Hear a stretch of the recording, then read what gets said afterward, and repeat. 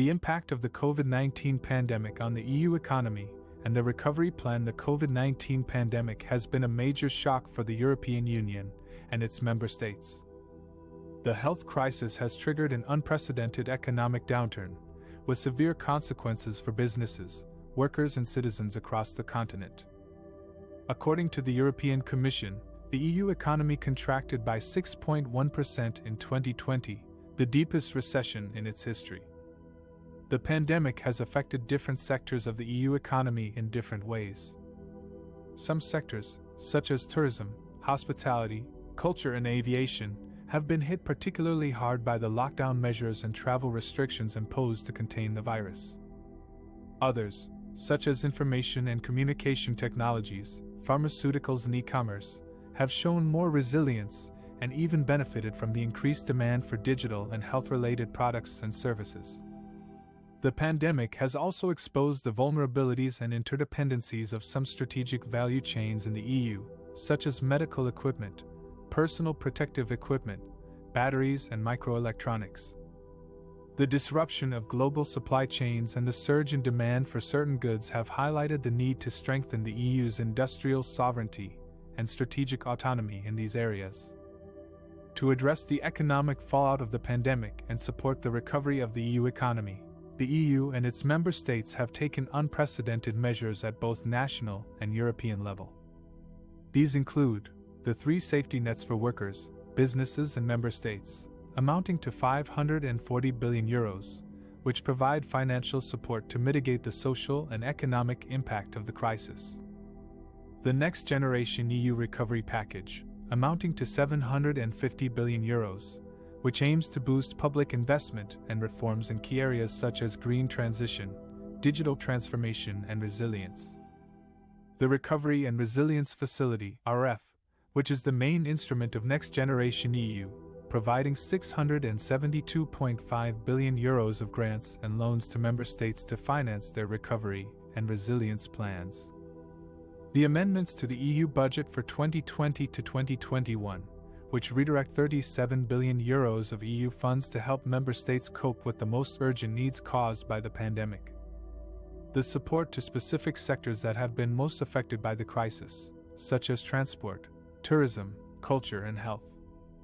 These measures are expected to help the EU economy recover from the shock of the pandemic and achieve a more sustainable, inclusive, and digital growth. According to the European Commission's Spring 2021 economic forecast, the EU economy is projected to grow by 4.2% in 2021 and 4.4% in 2022. However, there are still significant uncertainties and risks related to the evolution of the pandemic, the pace and effectiveness of vaccination campaigns, and the possibility of new variants of the virus. Therefore, it is essential that the EU and its member states continue to coordinate their actions and implement their recovery plans in a timely and effective manner. The challenges and opportunities of the green transition and digital transformation for the EU economy. The EU is facing a twin challenge of achieving a green transition and a digital transformation. These two goals are interlinked and mutually reinforcing, as digital technologies can help reduce emissions, improve resource efficiency, and foster innovation, while the green transition can create new markets and opportunities for digital solutions. However, there are also potential trade-offs and risks that need to be addressed, such as the environmental impact of digital technologies, the digital divide, and the ethical implications of artificial intelligence. Some of the main challenges and opportunities of the green transition and digital transformation for the EU economy are developing a human-centric and trustworthy artificial intelligence, AI, that respects people's rights, values, and ethical principles, while enhancing competitiveness, innovation, and sustainability. The EU has proposed a legal framework for AI that sets clear rules and obligations for high-risk applications, such as in healthcare, transport, or energy, and prohibits practices that are harmful or contrary to EU values, such as social scoring or mass surveillance. The EU also supports research and development in AI, as well as skills and education, to foster a European AI ecosystem that can compete globally. Leveraging data as a key resource for the green and digital transitions. The EU aims to create a single market for data that enables data sharing and reuse across sectors and borders, while ensuring privacy, security, and trust. The EU has adopted 2 acts to boost data sharing in 2022 and 2023, the Data Governance Act, which establishes a framework for data intermediaries and data altruism, and the Data Act, which sets rules for data access and use between businesses and governments, and within the public sector. The EU also supports the development of common European data spaces in strategic sectors, such as health, energy, or agriculture, reducing the environmental footprint of the digital sector and making it more energy efficient and circular. The EU is committed to achieving climate neutrality by 2050 and reducing greenhouse gas emissions by at least 55% by 2030. The digital sector can contribute to these goals by improving its own performance and by enabling other sectors to decarbonize.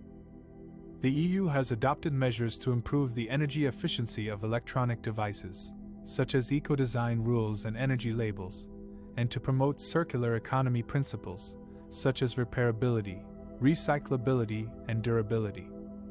The EU also supports research and innovation in green digital technologies, such as quantum computing, blockchain, or cloud computing, ensuring a fair and inclusive digital economy that benefits all citizens and businesses.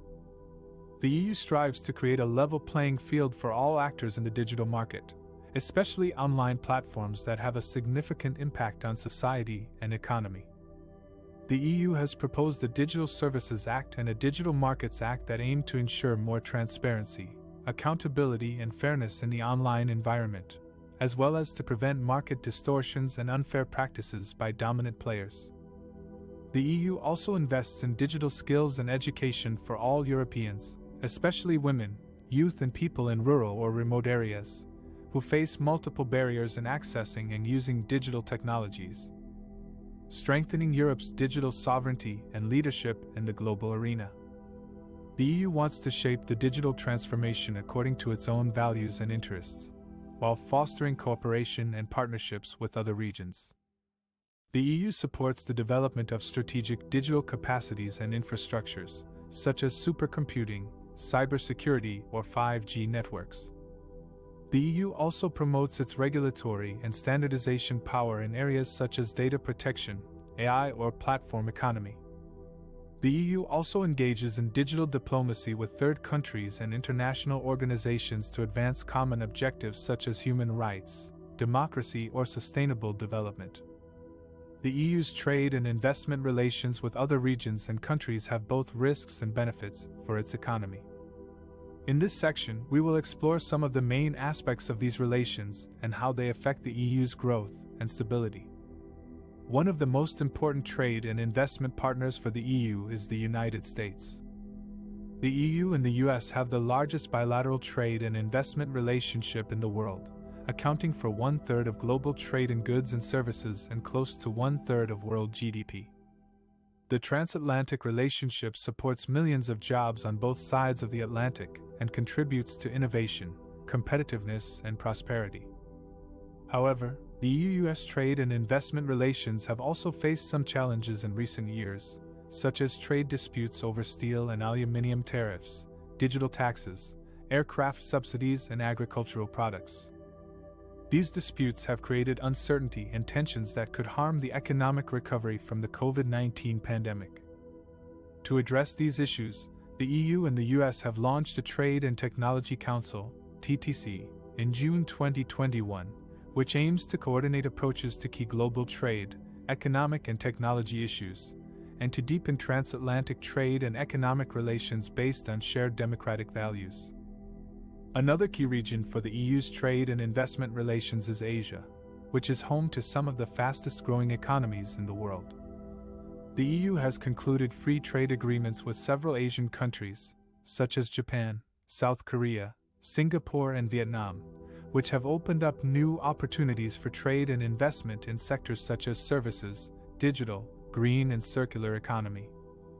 The EU has also negotiated an investment agreement with China, which is expected to improve market access, level playing field, and sustainable development commitments for EU investors in China. However, the EU's trade and investment relations with Asia also pose some risks and challenges for its economy.